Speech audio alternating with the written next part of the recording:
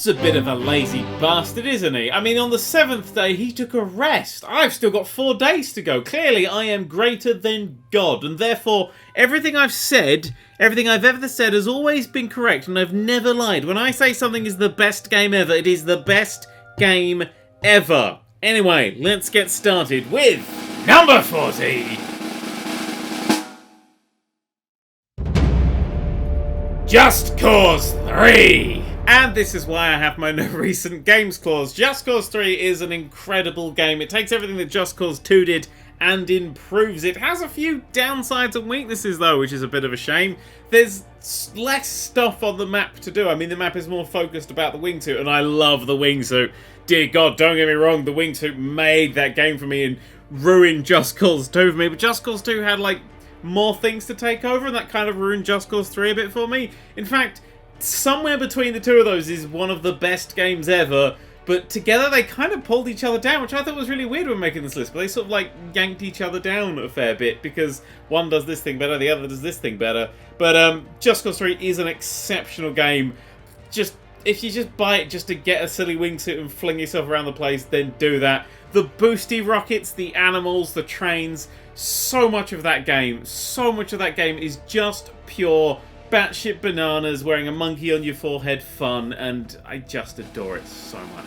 Number 39!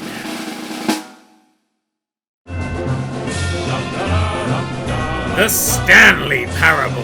The Stanley Parable is a game about a man called Stanley. It doesn't have an end, even though it has many endings. It doesn't have a beginning, even though it does begin.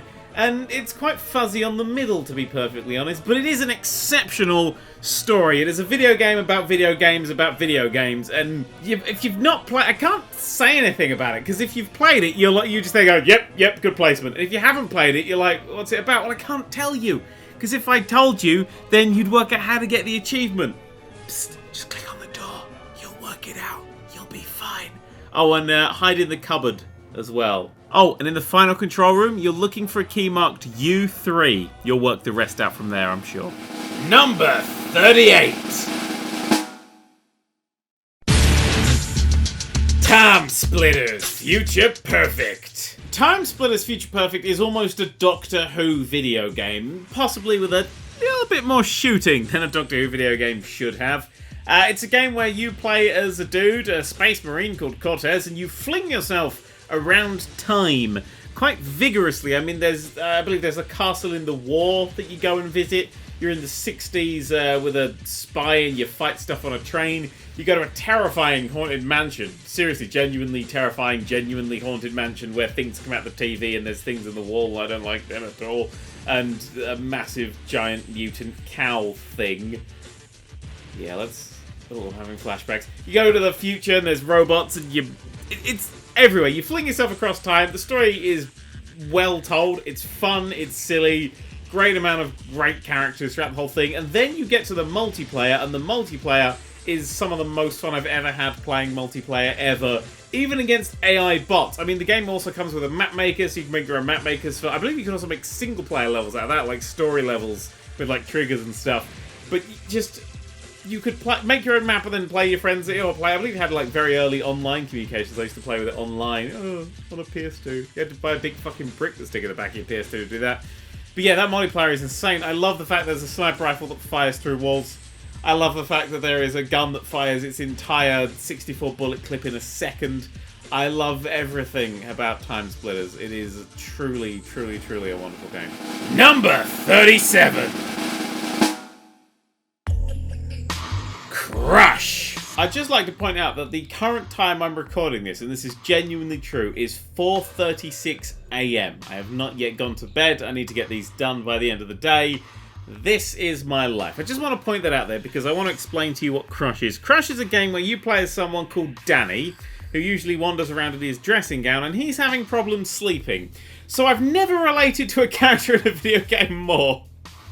To solve his issues with sleeping, he goes and visits his friend, and his friend, who is a professor, sticks him in a machine called the Crush, and basically tries to work out what's causing his inability to sleep. And oh my god, it's one of the best puzzle games ever. It's for the PSP. Now that's an important thing to say because there is a 3DS version of this game, and it's a piece of flaming shit. It is horrific. They take a wonderful, wonderful plot, a wonderful, wonderful dark tone. I mean, Crush is a very dark looking game, and they made it bright and happy and cheery, and it's about, Crush is actually about fancying people. I don't fucking know. It's a piece of shit. I was like, oh, it's a port. And then I played it, I was like, what the fuck? Imagine if they remade Saving Private Ryan, but with the Teletubbies. That's the levels we're talking about here. Alright, that's the difference. Crush itself is a game where it's basically a platformer. You've got a blob of terrain in front of you and you have to catch all these orbs and then fuck off out of the level. The trick is that whichever way you're facing when you push a button, it crushes the world into 2D. So you have to think in 2 dimensions and 3 dimensions. So if there's something in like really far in the distance but you crush into 2D, it might be then next to you and you just step onto it, crash out, and then you're standing on that thing. That also works top down as well, so you can crush top down. So if there's something really high above you and there's you can't get up that high, just top down, crush, and then just step over. Mind-blowing game, one of the best puzzle games ever made. Get the PSP version. If you have to get a PSP off of eBay to be able to play it, then do so, because it's stunning and it's just so fucking difficult near the end. Number 36. Are you ready? 3, 2, 1, go! Elite Beat Agents. Oh my god, this is crack cocaine for my brain. Right, that game is so in my head. If one of the songs from that game comes on, just if I'm listening to music and one of the songs from that game comes on, I mean, it's got like its own cover versions, one of the actual versions comes on, I will tap out. Not just the beat that the game follows, but the placement of the actual blobs in the game as you're tapping them. Like, I know that shit for every fucking song in that game. From Skater Boy to Let's Dance, I know where the drags are, I know when the spins are. It's in there. It's in. I can't imagine how much fucking stuff I had to forget to push that into my brain. This is the reason, right? I don't remember a single thing I learned in geography. True, that is a true fact. Number 35. Job Simulator. Oh, if it wasn't for my no recent things rule, then this would have been filled with VR, this list. But Job Simulator came out with the Vive in April, so I feel like I can include it there. I don't think I've ever really been as blown away by a game as I was Job Simulator. I mean, it's got the advantage of being my first, like, real Vive game that I played. And it is a proper game. I mean, it's a 4-hour-long, or like hour and a half if you really take your time with it, sessions, like sets of things to do, activities. But the thing I love most about it, and the thing that really shows what VR can do, is that every single person that I've ever sat down with it, well, not sat down, stood up with it, every single person that I've stuck the headset on, stood up and just let them play it, all of them, without fail, have performed. They've all chatted to the robots, they've flirted, they've thrown things, they've all expressed themselves creatively. It's not just like, I'm going to play the game and get the high score, blah, blah, blah. Every single person, be they young or old, and I put some very old people in my VR headset, all of them have just performed. They've just been creative. They've just made little art for themselves, and it's only them that's hearing and seeing it. But everyone talks with or flirts or fights with the robots and stuff, and I think that's magical. That game is as fun to watch other people play as it is to play myself, and that is a very special thing. I adore Job Simulator. I adore everything that it does, and I want more. More! Number 34! Worms Armageddon. You know those people who have like a bazillion hours on Steam on some game, like Skyrim or something, and you see there's like 1 million hours, it's like 10,000 hours or something, and you go, how the hell have you played for that long? That's what my clock would be for Worms Armageddon. I mean, when I was a kid, I had a Worms Armageddon desktop wallpaper. When I turned my computer on, it would make Worms Armageddon noises that I'd made myself. I had a Worms Armageddon screensaver that's still the fucking coolest thing I've ever owned. It was a screensaver that just played a random Worms Armageddon match, which is genius, and I want to get that back. I want to find that. God damn, I want that Worms Armageddon screensaver. But I played and played and played. Every day when I came home from school, I would play Worms Armageddon. Mostly skirmish. I really did struggle with the campaign because I was a bit crap. I would always play skirmish things. I'd always amp the weapons up, and I would always just have an absolute ball. I still remember the mission Sand in Your Eye, which I think was only like the 6th mission in the fucking game. Just struggling with it. It's got a camel on the right, there's a tower on the left, there's a pyramid in the middle, there's some palm trees, and hell. Just pain and hell, and the water would rise, and I would always die, and I could never do it. I remember finishing that level off. I remember the feeling of elation at finishing that level for the first time, and then realizing that that's not the final level, and there's actually like 30-something levels. And I remember that pain hitting and never leaving, actually. I think that's the day I became a man. Number 33! LittleBigPlanet 2. LittleBigPlanet 2 took everything LittleBigPlanet did and did it better. The basic tools were simplified and made nicer and easy to use, and the more advanced stuff, just they piled on more advanced stuff. They really piled on the more advanced stuff, and the result is one of the best ever game-making games of all time. I mean, yes, it's got a campaign, but most people play that once and then are done with it and play it maybe a few extra times just to get a few more of those little bits they use. And everything was built to... Everything pointed towards the creator. Like, you'd play the levels to get bits to use in the creator. It was all... Every arrow pointing towards that creator. And... God damn, it's beautiful. It's a beautiful game. I love everything they did with it. It's absolutely wonderful. I could barely scratch the surface of that game. Like, I was there going, oh, I've made a TARDIS, and if you go to this bit, it goes, ooh, it's lovely. And some other fucker programmed Doom into the pissing thing. It's a 2D platform, and they made it into a fucking first-person shooter, so... fuck's the point of my little TARDIS? It matters. It matters to me. That's the point. Number 32! Kerbal Space Program. You know when you see video of like NASA landing that shit on Mars and they all go fucking ecstatic and they're like, yeah, we landed shit on Mars, woo! And they fucking should, because they landed a fucking thing on Mars.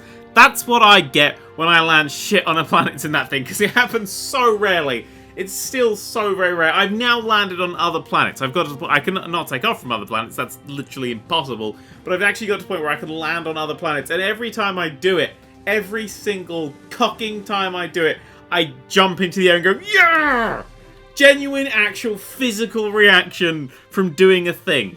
Because it's difficult. I mean, I've used Scott Manley's fantastic videos many times so I can learn about your flongies and your bangle flaps and all the other words that I learnt at university and still remember but like to annoy people who watch these videos with who like the correct terms.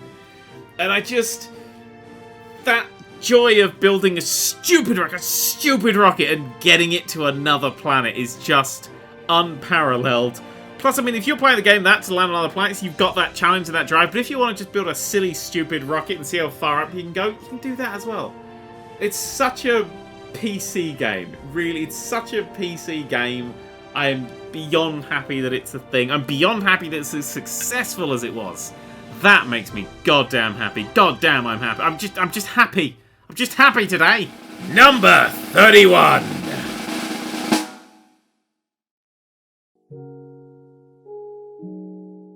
Minecraft. Where the fuck do you put the second best-selling game of all time on this list? And that's what Minecraft is now. It's the second best-selling game of all time. Just behind Tetris. And I mean, Tetris is up there because it's got 75 different versions a year come out for it. Like, Tetris is up there and will be up there forever because it just comes out forever. Whereas Minecraft is one thing. I mean, it's got multiple platforms, but it's one thing. It's one game, and it has sold now 106 million copies. Holy shit. The company that made it, Mojang, sold for $2.5 billion.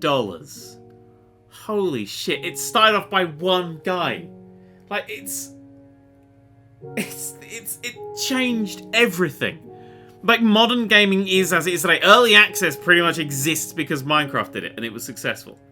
Like, there's so many bits, like crafting systems are in every game now because Minecraft did it, was successful. It's possibly the most influential game of the past decade, possibly several decades.